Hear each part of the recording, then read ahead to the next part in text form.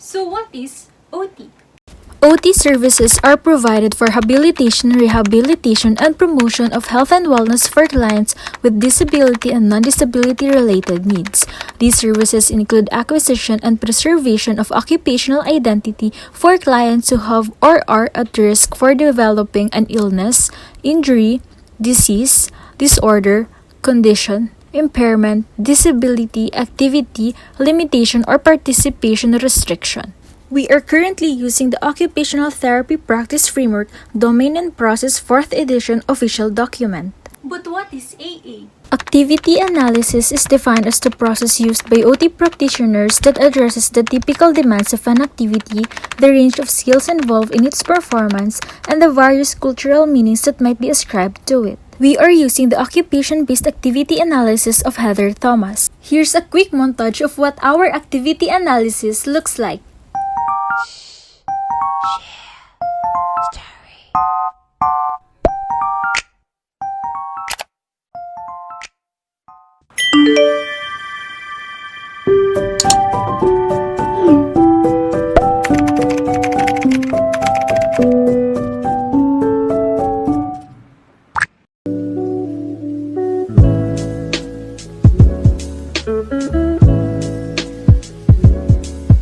But what is GP or Practice Group Plan? In the 4th edition of Group Dynamics in Occupational Therapy, our use of groups for evaluation and intervention reflects elements of this evolving new OT paradigm, which is holistic, client-centered, and system-oriented. We are currently using the Group Dynamics in Occupational Therapy of Marilyn B. Cole.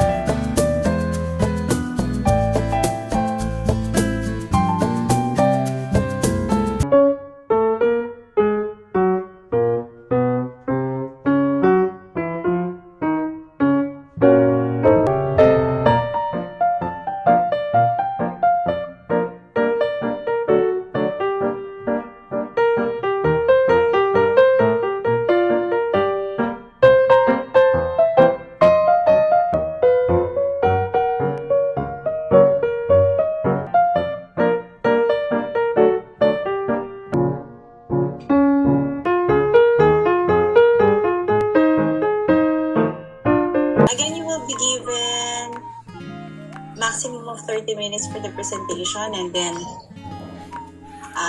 feedback afterwards. So, please take note of the rubrics on how you will be graded. So, are you ready now? Ready na ba? Yes po. Okay. Sige, you may start now. Good morning! Welcome to our first session. Before we proceed to our budgeting session, let us all introduce ourselves first. My name is Tiffany Shane and Espinosa. You can call me Miss Tiffany.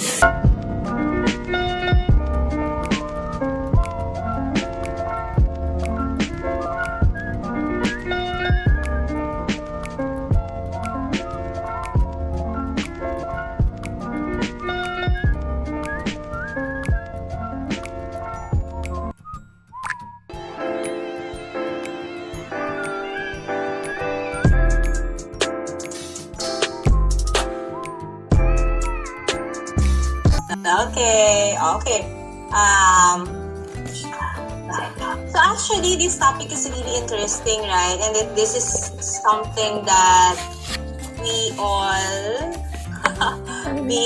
can relate to, right? Especially now, siguro at this point, diba, you're still some of you will be, maybe some of you are still in the late teenager stage to adulthood stage, right? So kaya naman actually the flow, I would like to commend as well Tiffany Espinosa for doing a good job on facilitating this session. I feel like ako while I'm watching it, I feel like, it's like it's not scripted. So na-feel ko talaga na parang very smooth yung flow of the session. At the same time, siguro even if you practice this one, I still feel na maganda yung naging flow ng process, no? Most especially yung mga questions, relevant questions she asked, and then you were all able naman to answer it and relate it into your real life, siguro real life situation. So that's really nice. And this topic talaga is I would say that very important, even that would start during the teenage years until we reach the adulthood, no?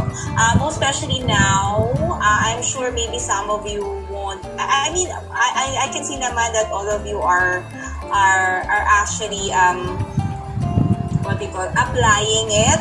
However, you will really understand the value of budgeting once you work, right? Once you earn your own money, because it's hard to work. So sometimes pa what we earn is like not enough because we have to pay a lot of things. We have to pay our responsibilities like electricity bill, water bill, any other bills.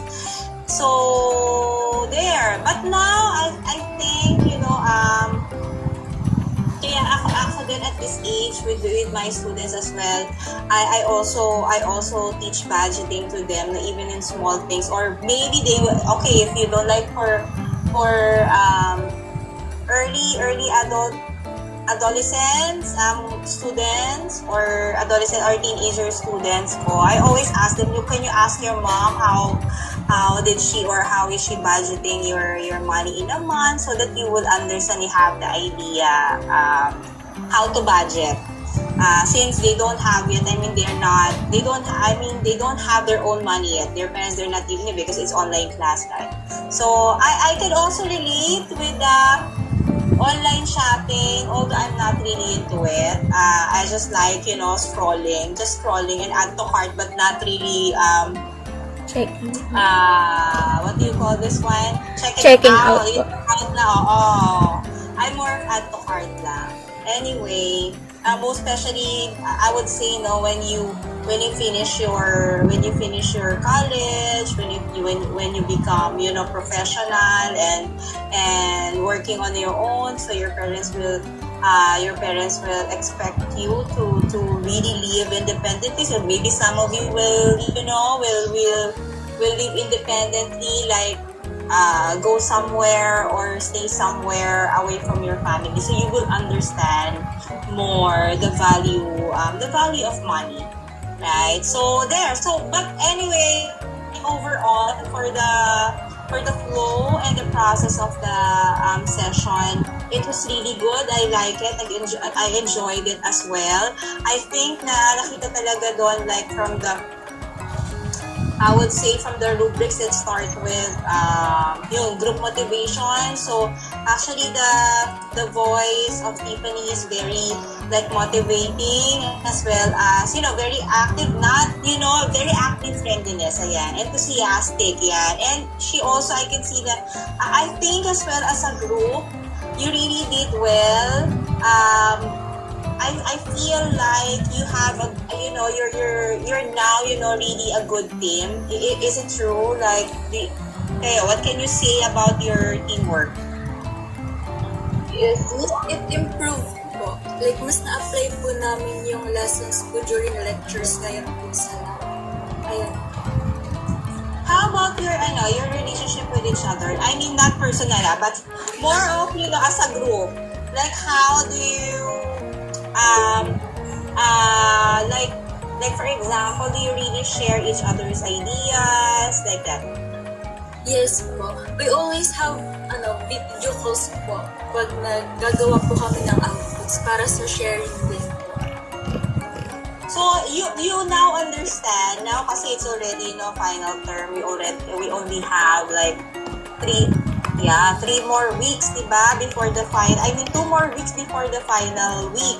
So I'm sure naman that you have learned a lot. Although I know, I feel the challenges, no, because it's online classes, but still I think that you are now becoming resilient. We are all, you know, adapting, adjusting really well, and that, you know, this also works, right? Although there are challenges, like for example, Occupational, he keeps on nalalag out ka talaga due to internet connections, which is really, maybe this is one of the common scenarios, no, for online classes. But still, you know, learning is still possible, right? So there is always, you know, ways for us to learn every day. And we now, I think one of the things we have learned is that we are now more, you know, grateful even on small things, right? So we appreciate each other's, we appreciate what we have, even, you know, even the small things that we have, because, you know, the most important thing during this time na pandemic would be, you know, we are all safe in our family, right? Yun naman talaga yung pinaka-importante, and that we are all surviving. I guess as a team, I feel, no, this team, ito yung group niyo, you did a good job on I think brainstorming and sharing each other's ideas, and you know the value talaga of teamwork. So that's really nice. I like it. Kaya naman yung flow, even if siguro na practice na siya, but the flow of the session was really good. I really like it. So parang na-feel ko talaga na the facilitator, she's really, you know, a very professional, as well as the members. Na-feel ko na yung interaction nyo, and then trying your best to give relevant talaga yung mga responses nyo. And then I feel like then na parang it's not something na yun na parang scripted, but rather you base it from your personal experiences. So that's really nice. So I hope aside from you have learned something from this session, but I go apply it on your life. And there, actually with the group naman na practice plan, it's really nice. So now you're learning when it comes to making the goals of the group. So you have learned that you have to get the goals based from the AA form, which is really nice. I would suggest lang to give more questions, relevant questions from the application process or phase. Kasi di ba, Tiffany, you have asked naman many questions, so you can put more on it. Okay lang, but next time na lang. So put more relevant questions. As well as your AA, actually it's good. You're getting better as well on making the AA. So congratulations, Group 4! Keep up the good work. Maybe two more.